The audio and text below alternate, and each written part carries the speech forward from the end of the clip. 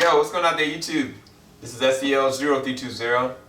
Got my man Melvin here, Senate Gaming, representing JVS. So we just got done looking at, what is this, the fourth episode of 7th season? Yeah, the fourth episode. The name of this episode is called Service, The Walking Dead. Dude, there wasn't a lot that happened as far as actions actually happening, or anything like detrimental or like shocking like the first episode. But it was very tension built throughout the whole entire episode, and I think that Jeffrey Dean Morgan and Andrew Lincoln were the centerpiece for all of that. I think that their two characters together is just something I haven't seen before on television. I don't know, what did you think about the episode, man? I mean, pretty much everything you said. There wasn't a lot of action, but it's definitely a lot of tension, kind of suspense in there.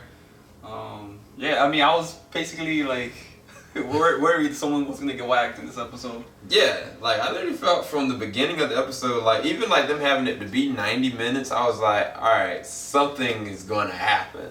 And I think that, I mean, I don't want to take anything away from the episode, but for them to make it a 90-minute episode, I thought that something more was going to happen. Has there ever been a 90-minute episode?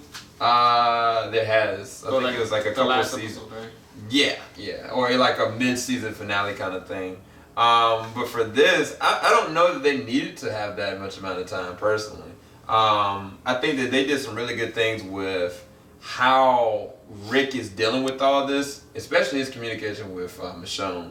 Because Michonne is battling her own, everybody's dealing with different grief in different ways. Rosita is, Carl is, and definitely Andrew Lincoln's Rick is. I think Rick feels defeated. Like, I mean, I don't know. But what did you think about Jeffrey Dean Morgan's Negan in this episode? Oh man, yeah. I mean, this guy, I think he has forever changed The Walking Dead. He is. I don't see how we could go back to fighting zombies anymore after we've been introduced to Negan. Yeah, I think the show revolves around him now. It does. I mean, it's literally Rick. I mean, Rick is still our protagonist, but they've got such an antagonist now. It's like he's not going anywhere, and we have to just sit here and watch him do this. You know what I'm saying? And him tormenting some of our favorite characters. They've been strong leaders. I mean, what he's got Daryl doing, like a dog. Daryl didn't say anything the whole episode. The whole episode, he had an A on him. He didn't say nothing. And from Daryl's perspective, he led to believe that Maggie died too. And so that's even more added guilt. Because all he knew is that there was a grave there, and they assumed that Maggie was dead. Yeah. And that's sad. And Rick couldn't even talk to him and consult with his own brother. And then Carl, with his stupid self, fired a gun. And after that, man, they took all the guns. I mean, they took all the guns. They took the freaking mattresses. They took the furniture. And it's like... The medicine also. Oh, yeah. I forgot about that.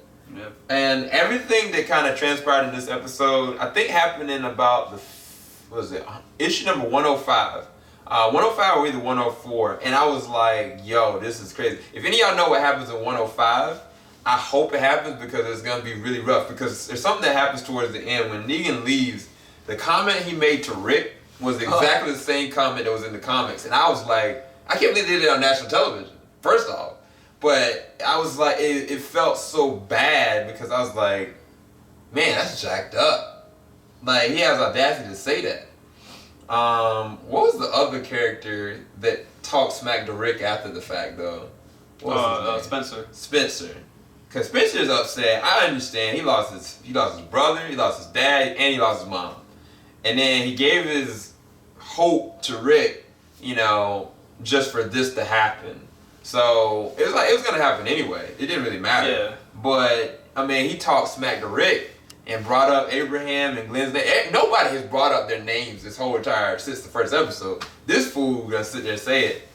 And Rick was like, "Yo, you better not say that to me again, or I'll knock all your teeth out." I mean, at least he didn't say he was gonna kill him, cause I thought that's what he was gonna do. I don't know, man. What are your final thoughts of the episode, though? It was a pretty good episode. I mean, like, not a lot happened. Nobody died, which was good because I don't think I could have handled that right now. Especially not like the first episode, but yeah, nobody died. I mean, we got to see our characters being tortured more, and I'm kind of worried for Rick, to be honest. We have never seen Rick kind of act like this, where he's just so submissive to Negan. Yeah. And it kind of worries me as to someone has to step up now, and I'm pretty sure it's gonna be Michonne, or either her or Carl or Rosita for that fact. Yeah. Someone's gonna step up and do something stupid to set everything off. Yeah. So we got to see like a lot of that in this episode, where how the characters are responding to the situation. Yeah, because I think the person that was the most ballsy in this episode was Carl. Like, Carl pulled a gun on somebody else and threatened Negan. Yeah. He didn't point the gun at Negan now. No, don't get me wrong. But he technically did threaten Negan. He didn't put the gun down. And so I'm led to believe that Carl's going to be the one to do something. But it's like Michonne, she submitted to Rick to help Rick. But she doesn't believe in what Rick's doing. She knows this out of fear what he's doing. And I think it was a good character-based episode. I think that us getting a feel of where everybody is right now was really good. It's going to be interesting to see where Maggie's doing in the next episode. I don't know what I give this episode as a rating, though. I'm really torn. Because nothing really happened. There was no payoff that I was expecting, especially for a 90-minute episode. But the dialogue was so good, and the suspense was so good, it was like I didn't lose anything, but nothing happened, I guess.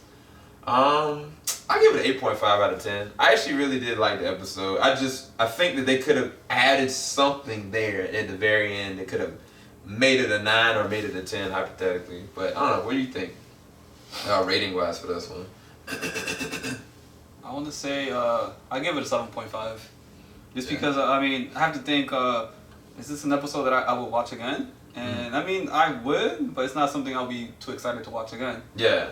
If you've seen it once, I think it's probably good enough. But I mean, if you want to go through that thing again, I guess. Yeah, I think if we watch this again, it'd be just on the acting alone. Yeah. Because Andrew Lincoln, man, I've never seen, like you said, I've never seen Rick like this. And I don't even know what to think about Rick like this. I like how he kind of freaked out. Like, no, we have to give him like all the weapons. Like he was like really panicking about it. Oh yeah, because you just said like the one that Michonne had, it wasn't accounted for. Yeah. He was so worried that Negan would even think about finding out about it that he would kill Michonne or somebody else. Yeah. And it's like that's where Negan wants him. He's traumatized Rick to the point that he's ultimately submissive to Negan, and that's the saying that he said at the end towards it. I was like, that was messed up. Anyway, I don't got nothing else. Hope y'all enjoyed our review. I have the reaction uploaded pretty soon. It's gonna be hard to make. I might have to make it in 2 separate sections, but keep it locked. JBS, we ain't gonna stop. I'll talk to y'all later. Peace.